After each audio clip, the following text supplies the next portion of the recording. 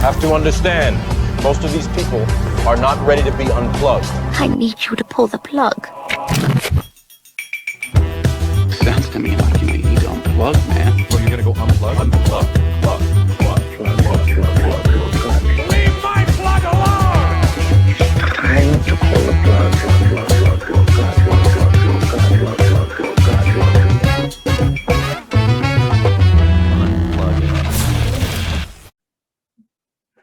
Hello, Durham. Welcome to another exciting episode of Durham Unplugged, a chance to meet our politicians and leaders in a less than formal setting.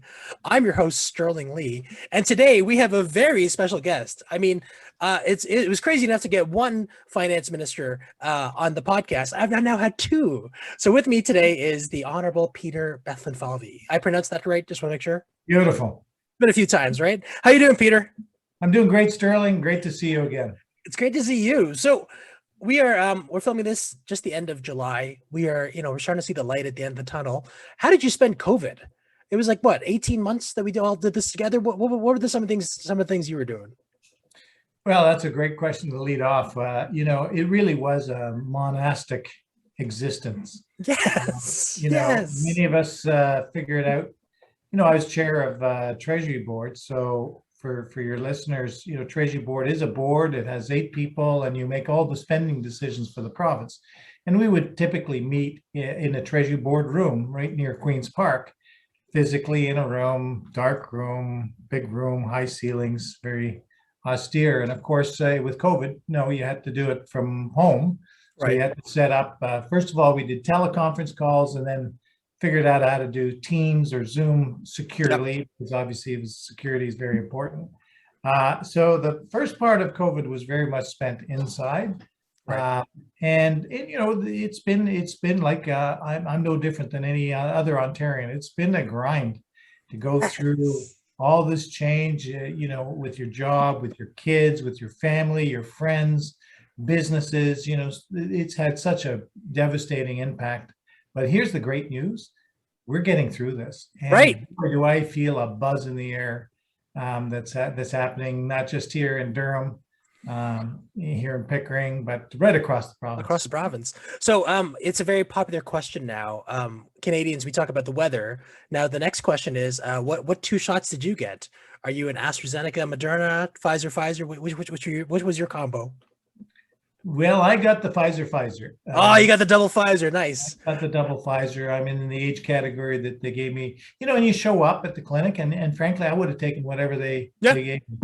And I think and fantastic look at Ontario, Sterling. I mean, we're leading, Canada in large measure in many age categories, and we're leading the world. And I'm so proud of so many Canadians getting out there, and we got to keep pushing it. I was just on with Dr. Kyle, the chief medical officer of Durham, and the team there has been doing a phenomenal job, just getting the vaccination clinic set up, the hotspots, moving mobile clinics, using our pharmacies, using physicians' offices, doing the various. I think they did a selfie.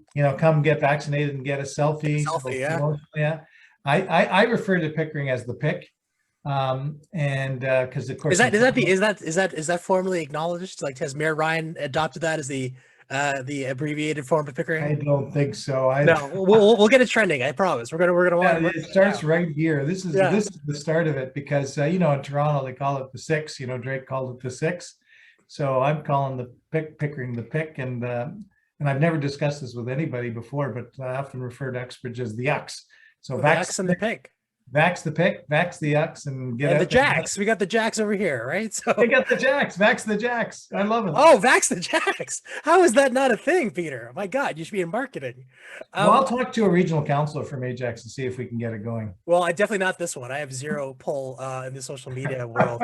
But so what about like personally? So you're married, if I'm not mistaken, correct? Yes. Yeah. So I mean, did you find like it was hard? So my wife and I've made it very well known. We more or less just segregated the house. It was like a sitcom. The ground floor was kind of like a neutral ground. She stayed upstairs. I'm in the basement, and that's how we kind of made it work. How about you and your wife? How did you guys kind of make it work in your household? Well, the sad thing is that our beloved Tokyo, our puppy, our dog of 10 years, passed away a week before we declared an emergency. Oh, I'm sorry. March 10th that week, or thereabouts. And so, and our three kids, the three kids are all away, and so it was just the two of us. But Netflix is a wonderful thing, Right. For downtime, and we'll probably get into that. But she's got her business, and I've got my business, and you put your head down, and let's face it, when you're a public servant, you do everything. You don't work. You work for others. Yep. And we get hired, and then we have to reapply for the job, and it's all based on how well we did in terms of customer service and taking care of citizens, and that's what job number one is here. Right. And so I don't. And how did you meet your wife? How long have you been married for? Sometime Putting you on now. the spot. Yeah, sometime now. I won't because that will reveal my age a little bit. But we met in the U.S. and she's an American, permanent resident of Canada, getting her citizenship at some point. Whereabouts in the States? Like what New state? York. Oh, okay. Upstate New York or New York City Manhattan. proper? Manhattan. Oh, nice. Manhattan. Yeah, I was with TD, Toronto Dominion Bank, and I moved down with them in the early 90s and spent some time there. So good things happen. That's part of the cross-border trade. Yeah. And what was the best part of living in New York? Was it the food? Was it the nightlife? Was it Broadway? It's a great question, Sterling. I would tell you that much like Toronto, Toronto is the New York of. Oh, that's what we're seeing now. We're seeing that now. Totally. The diversity of people, everyone's got a story, and I found it the most interesting place on the planet. But I got to tell you, Toronto and the GTA and Ontario, we are becoming, I think, in so many ways, the cool place to be in the world. I was just out opening a new business. A couple of folks who came from the United Arab Emirates, who set up a grocery market and a little side food restaurant takeaway, if you want. And I was up at Kung Fu Tea up in the plaza up on Brock Road, and you just the diversity and just it's a buzz. It's electric, and that's what's the great thing about this province, the great thing about this country. And I felt a lot of that in New York. People were from all walks. There were traditional New Yorkers, but then there were people from all over.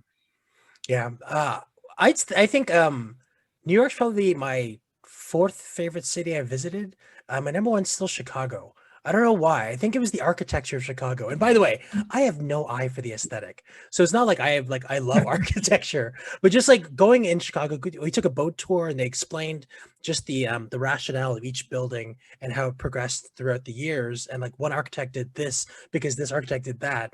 I absolutely fell in love with the city of Chicago. Like I'm a big fan of Chicago. But New York, I took my wife back when we were dating, I think like our second year, and it was just a very, very fun weekend. But and it's so different, even, pre 9/11 to post 9/11, pre just everything. I find New York's constantly evolving at a very rapid rate. I mean, it's what, 8 million people in that city, right? So that's right. And were you set up on a date? Did you meet your wife at a bookstore like, Tom Hanks and Meg Ryan?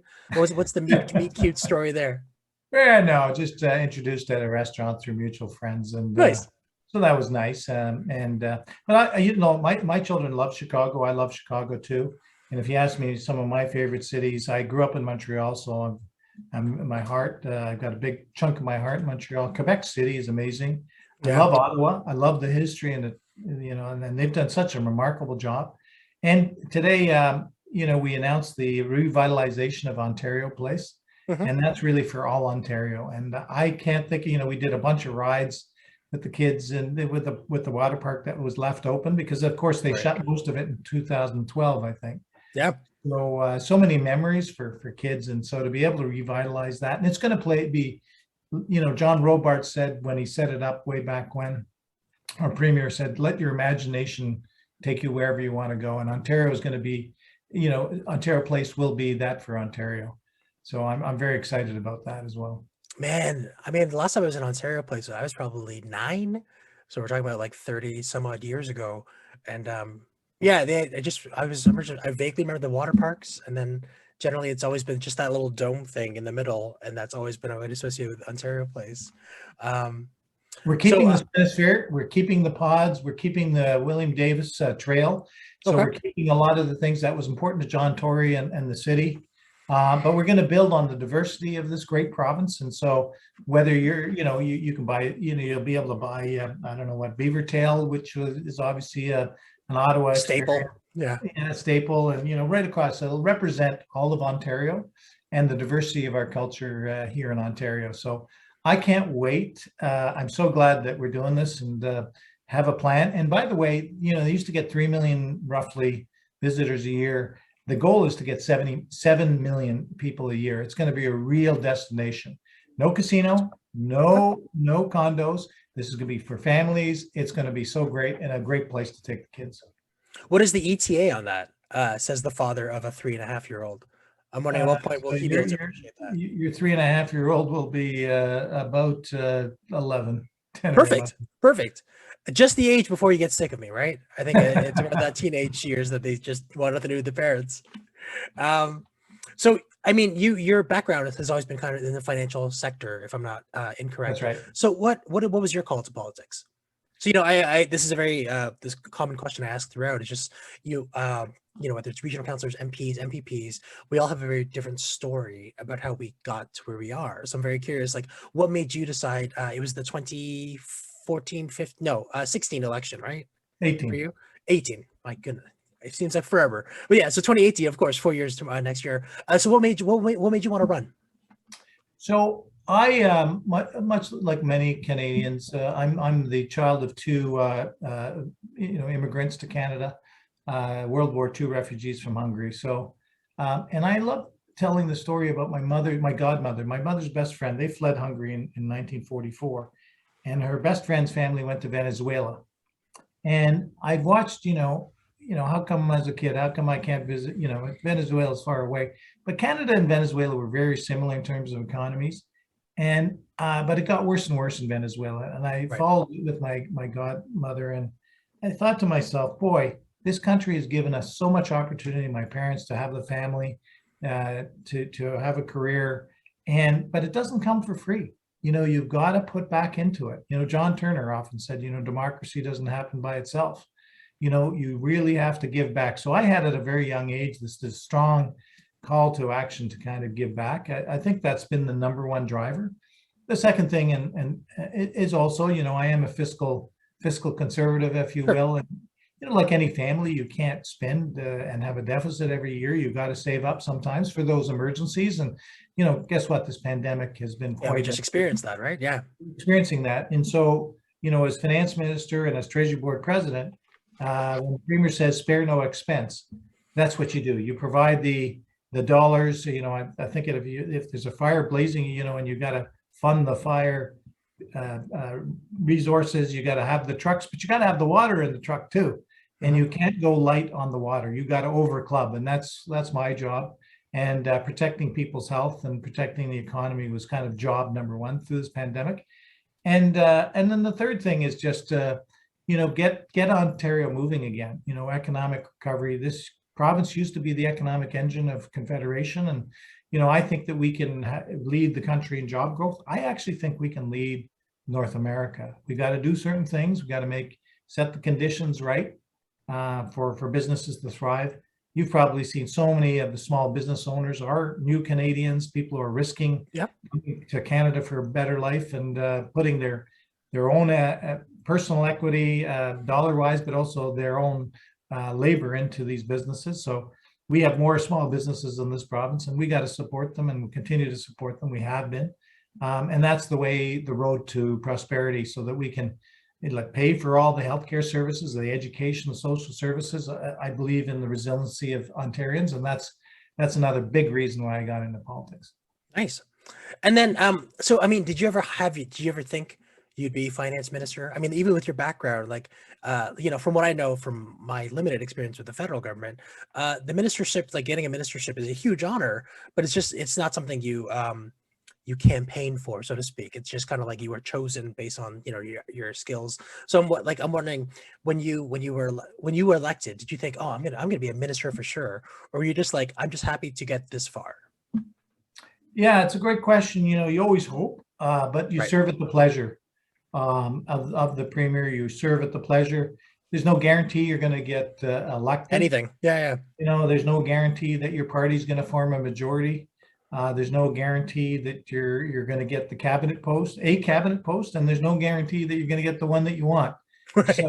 So you better not go in there thinking it's, you're going in thinking that you're going to end up with something. You go in there because you want to serve the people. And as you know, Sterling, we work for the people. I mean, Absolutely. we get hired, and then we have to reapply for the job if we want to. It's a 4-year job interview every 4 years with Yeah. 100,000 people, right? Yeah. And you get measured on your performance, and so it's so critical that you have that mindset, I think, and when you work for the people and for the public and try to do good things, and it's very rewarding, and particularly when you can do good things and help people. Absolutely. So I don't normally do a pre-interview, so to speak. I mean, that's not what it is. But Safa, your staffer, had mentioned that you play guitar, and this is something I absolutely did not know about you at all. So how long have you been playing guitar for? Is this something you picked up during COVID or even before that? Yeah, great. So Safa's in a lot of trouble because a little bit, right? A little bit. I kind of blew up her spot there. No, she's fantastic, and I got to tell you a quick Safa story. Sure. Someone was asking me, so what are your plans for the weekend? And in this job, and this, Sterling, and all the people you talk to, you're on 24/7. And on Sunday or Saturday night, I got an urgent text from a constituent, and I said, I'll call you first thing in the morning. Called him up, and he had a health-related challenge. Okay. And I within his family, and I patched Safa in. And it was a Sunday, and she picked up the phone, and we helped this constituent, and it's complicated, and particularly in health, because it crossed federal, it crossed provincial, and often people don't know where to turn. So Safa just hit the ball out of the park. Yes, she does day in, day out, but that was a Sunday, and that's the life of a politician. That's a staffer. A staffer, and know that very well. Yeah, I've been there too. Yeah. Yeah. So you know it very well. Anyway, a couple summers ago, we did a constituency barbecue, and I went up on stage and played about 6 or 7 songs with a band. So I kind of outed myself, I guess, by doing that. Let's talk about I assume it's like you're a fan of rock and roll, I'm assuming. Yeah. So who are some of your musical inspirations or influences? Oh, I'm big on the Beatles. I love Led Zeppelin. I love Eric Clapton and Neil Young.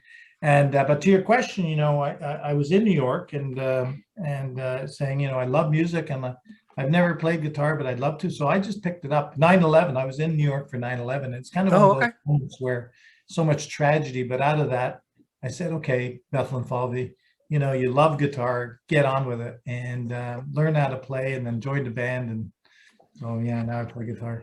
So who do you think is your favorite guitarist of all time? I've heard Lindsey Buckingham is like a huge one. I've heard, so like for you, like who's your favorite? You're just like, oh my God, I can't get enough. Well, Clapton's right up there, and Jimmy Page, and I think Jeff Beck, and so I'm probably dating myself a little bit by saying. No, I mean, these are classic musicians for a reason, right? Yeah. No, they and all based on the blues, and I love the blues, and all the greats. Robert Jackson, and I saw a special on Chuck Berry the other day, and he was a remarkable right. Yeah. Well, and all based on the blues. So there's some of the roots. Have you been able to go to like New Orleans or Nashville if you like the blues? They have a really big blues scene there. You know what? We had a pretty good in New York, a pretty good blues scene. New York is everything, right? At the end of the day. Right. And but I have been to New Orleans. I sadly have not been to Nashville. Okay. That's on my list. Yeah, ours too. We were planning to go actually last year, but unfortunately, obviously, everything kind of took a turn for what it was. Guitar is something I always want to learn to play, and then it's one of those things like I'll pick one up, and then my brother-in-law, who's a very talented musician, will be like, okay, here's like a G chord or whatever. And then like the contortion I have to do with my fingers, I'm just like, this is not for me. I'm not willing to put that effort in. So kudos to you for learning and to be able to play with a band is pretty awesome. Well, I'm not in a band anymore, but that your colleague Rob Tyler Morin, and 2 for the Show, or what's his? That's the name of the band. Yeah. Yeah, I mean they're great. They're fantastic, and we're going to do it again as soon as COVID's over. But playing up there with those guys, I mean, they make it so easy. They're just such great people. And so like, did you go to a lot of concerts? I mean, obviously not as much now these days, but like back then, like what was your favorite live concert in your opinion? Yeah, so what a great question. Cream, which was Eric Yeah. Compton, Ginger Baker, and Jack Bruce, they hadn't been together for forever. And they got together about 10 years ago. They did 3 concerts at Victoria Hall, Albert Hall in London, and they did 3 concerts at Madison Square Garden. So I broke the piggy bank and got my wife and I, front row seats are pretty close to it, and watched those 3, Sunshine of Your Love and White Room and Strange Brew and all the classics. And it was just remarkable. My first concert I ever took my daughter to was at Madison Square Garden, also to see Paul McCartney, because I was such a big Beatles fan. So, With Wings or solo? with Wings. Nice. Nice. Yeah, so that was fun. Seeing Crosby, Stills, Nash and Young at the Air Canada Center, I guess the Scotiabank, was also a great one. And I'll tell you, the Rolling Stones up in Barrie or up. Yes. So I I always kick myself for not taking the time to see the Stones back then, because now they're touring pretty infrequently now, and the tickets are always super expensive. But back then I should have taken that opportunity, because the Stones is the one band I always wanted to see that I have not seen live yet. And it's one of those things where it's like, I don't think Keith Richards has a lot of miles left in the tank, to be honest. I think he's very much on borrowed time with the amount of just like everything he's done to his body. So I really got to prioritize that. And next time they're touring, really focus in on getting those tickets. Go see him, Sterling. They are amazing live. Right. And what about, so you talked about Netflix. What were you watching on Netflix? Anything that is a good reco? Well, because listen, we all watched Tiger King last year, and now we all kind of forgot Tiger King. But I mean, like literally, that was a thing of timing where Netflix brought out this weird kind of documentary just as COVID started, and we all seemed to just collectively watch it, which was hilarious. Yeah, that's so funny. Well, my wife was watching The Office, which she's watched before, and I said, well, when you're that is such a yeah, I don't know what the right word is, but probably know what I mean. And so I didn't watch any of it, and then I said, what the heck? And I started watching it from the beginning, and now I'm addicted. Yeah, it's again, like it's one of those comfort shows I find, where it's just a half hour and you can just they're quick, right? So have you finished the whole season then, the whole series, or? No, I'm still working on it. I also watched The Crown. Okay. So that was a very cool one to watch. Still going through that, but Netflix timing was great, because they when you want it, where you want it, how you want it, that's really, and it's such a big thing about choice, and that's what we try to do all the time, is provide people choice. Well, the irony ultimately right now is like, I cut the cable pretty early, like back in 2012. I was just like, I don't need cable, so I've been doing all these streaming services, but now they've added up to the point where it's like I'm pretty much paying for cable. It's just like like a la carte cable, and it's just very funny how they kind of always the model will always adjust to the consumer habits, right? So I have Prime and all the whole nine. And so growing up, then what is Peter Bethlenfalvy's favorite movie? I love asking this question because it reveals a lot about the person. So many great movies. I think I've always liked Field of Dreams. I love baseball. Want to have a catch? Let's have a catch. Yeah, it's let's have a catch. I mean, that's such a great movie. I think that I'm going to say not my favorite movie growing up, because this is as an adult, but the Jack Reacher. I always like the Bourne Identity and stuff. Yes. One person's up, Wonder Woman, one kind of almost on their own, battling everybody. And of course, Jack Reacher, they're filming here in Pickering. Yep. And so I'm going to be watching that series. I can't wait for it to come out. But yeah, it's there's all of a sudden like a lot of those type of movies where it's just like a single person with like a very like a set of skills, and then like the Liam Neeson, the what are those crazy movies called? The Taken series. Oh yeah. There's The Equalizer with Denzel. Yeah, Jack Reacher. John Wick. All of a sudden, these movies became very John Wick. And by the way, I will watch them 10 out of 10 times. Like my wife and I will always sit down. Liam Neeson kind of became a big action star as we were dating. So like just by coincidence, my wife and I have seen every like Liam Neeson action film.